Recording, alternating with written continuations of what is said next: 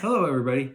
So, I think this channel is like a place where not only do I attempt to help people with their tinnitus and their anxiety and their sleep problems, but it's also a place where I talk about myself and my own experiences and how, my strategies. I believe that in my life, I have been a little bit more anxious. I had more anxiety than the average person. I had some really difficult times in my youth. My father was a drug addict. He held my mother and I at gunpoint at one point. We were scared. We had to hide from him. And as a little kid, I had all this anxiety inside. And I think even as I got into adulthood, I still had this. I had a number of other things that happened to me too. And so sometimes when you're stuck in a situation where you're scared and you don't really have a way to do anything about it. Like for me, I was the little boy who I saw all these crazy things happening around me, but I didn't know what to do. I couldn't do anything. I was just a little kid. So as an adult, I still have some of those problems where I sometimes feel helpless, anxious, and of course I'm an adult now. So I've got a few more tools than I did when I was a kid. And today I was feeling a little anxious, and I don't know exactly why. Sometimes it just creeps up on me where I feel like my mind is really spinning and I can't stop, thinking about something that was bothering me.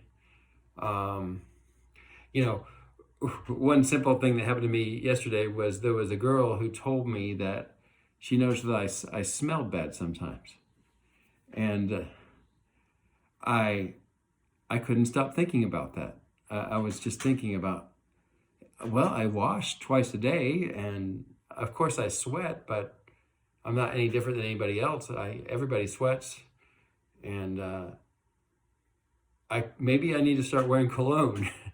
And I hope that other people, don't think I'm stinky, And I was trying to go to sleep, and I was still thinking about what she said, and I had trouble falling asleep. But then I remembered. I said, an anxious brain is one that's always thinking about the same thing. So I've got to refuse to think about this thing that was bothering me, and I'm going to think about something else. So, I study Chinese, so I started thinking about a sentence or two in Chinese. And, when we write Chinese characters, we have strokes. So I was closing my eyes and I was thinking about how to write the Chinese characters. And I didn't necessarily use my hand, but I was thinking through that in my brain. And I just kept going back to that. I would start to think about what this girl said to me, and then I would say, wait, no. I'm writing these Chinese characters. I could choose something else, but I was just choosing to get my brain occupied on something else besides this thing that was bothering me. And of course, we can do the same thing with tinnitus. Maybe you don't write Chinese characters, but it could be a language. It could be memorizing something, a song that you kind of think about the lyrics in your brain. But getting your mind into something. And today, I still felt some anxiety. It kind of comes to me in little stretches where maybe a day or two I feel a little more anxious. And then as long as I get a handle on it again, it doesn't last very long. I think everybody gets anxiety sometimes, but some of us, maybe with tinnitus or other problems we had before, we have a little bit more anxiety than others. So we have to have a good tool set to work with it and hopefully make it go away faster. I was doing some workout. Let me grab one thing. I got a little tool here. I was working out, and I decided, I should go to the gym. And I was thinking, as I work out, I'm going to take my anxiety and I'm going to put it into this exercise. So I'm releasing the anxiety into this exercise. So, and it's kind of a nice little brain trick, you know. Whatever anxiety I have, it's going right into this, right into this. I feel the anxiety flowing out of my body and into this weight and knocking down my phone and breaking it on the floor. No, right, I knocked it down. But so you can take your thought about tinnitus or whatever it is, that anxious thought you're having, and move the thought into something else. Say, I'm going to take this anxiety, and what I'm going to do instead, I'm going to draw. I'm going to draw maybe a beautiful woman, and I'll show you in a second. I'm going to draw this beautiful woman with nice curves. There she is, and not too good, but I'm going to take this anxiety, I'm going to put it into this paper, and I'm going to give her some eyes and a nose and a mouth. And you see, I'm taking these thoughts and putting it somewhere else. I'm taking it out of my brain, out of my body, and putting it somewhere else. They could be putting it into the weight. They could be putting it into writing the Chinese or drawing the drawing. Or I'm going to take my anxiety and I'm going to sing a song. I'm going to let the anxiety be released as I sing a song. Hopefully a nice, beautiful song, an inspirational song. Oh, give me the beat, boys, and free my soul. Wanna get lost in your rock and roll and drift away. You know, just some nice little songs to help you feel better.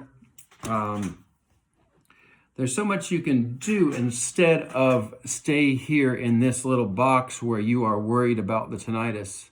And you say, I'm going to go outside the box. I'm going to get this piece of paper and I'm going to draw this girl. It seems like she doesn't have any hands yet. I'll give her some hands, you know, and I'll slowly just as I have the thought, I move into this activity that I'm having that's different than the thought of the anxiety, because we literally, in our brain, we have a stream of consciousness where I'm thinking this, then I'm thinking this, then I'm thinking this, then I'm thinking this. And, you know, in this stream of consciousness, maybe you have this anxiety that there's this line here going across the page, this line here. And you have this moment, this moment, this moment, this moment, this moment going down, all these moments. And you can insert a new moment and you can plan on, at this moment, I'm going to draw this drawing. And then at this next moment down here, I'm going to take this weight and I'm going to do some exercises. So during this moment, my brain is thinking about doing this exercise, and so I've interrupted the stream of anxiety. And you know, I can go do all kinds of things. I'm going to take this book, and this moment, I'm going to read this sentence. Ni shi wu shi da, but that's Chinese. And I can get my thought into that thing. I mean, you can see, even as I'm thinking sometimes, you can see my brain thinks really fast. I think I'm talking a little faster today because I've been a little bit more anxious. So I could slow down. But the point is, we have this stream of consciousness, and it's going through time, right? I'm not sure which way works best on the video, and we get stuck in anxiety. We get stuck in listening to this tinnitus. And at first, or at difficult times, we find it difficult to stop thinking about the tinnitus, or the anxiety, or the inability to sleep, those kinds of things. And we have to get some tools that we can use to interrupt this stream. And as we interrupt it more, we get better at interrupting it. We get better at saying, wait, nope, I'm not going to think about that. I'm going to think about drawing this beautiful girl. Oh, I haven't drawn her chest yet, but if I do that, I might not be able to show you online. Okay. But yeah, we haven't drawn that yet. I'm just joking. I'm sorry. It's nothing inappropriate. But she has a chest now. But we're interrupting the thought. And I got something interesting in the picture, didn't I? And the more I draw, I'll give her a belt and maybe give her a skirt. Yeah. And the more I draw, maybe that's a little low on the belt. The more I draw, I just start getting into the idea of what she's got going on there, you know? And then maybe the picture becomes more and more something. And we'll give her a sword. And yeah, you know, it just becomes something more and more. But you see, my brain is involved in thinking about drawing this. And I took it away from those anxious thoughts. And this is the type of activity, especially when you have a really difficult time dealing with your thoughts. You've got to interrupt it.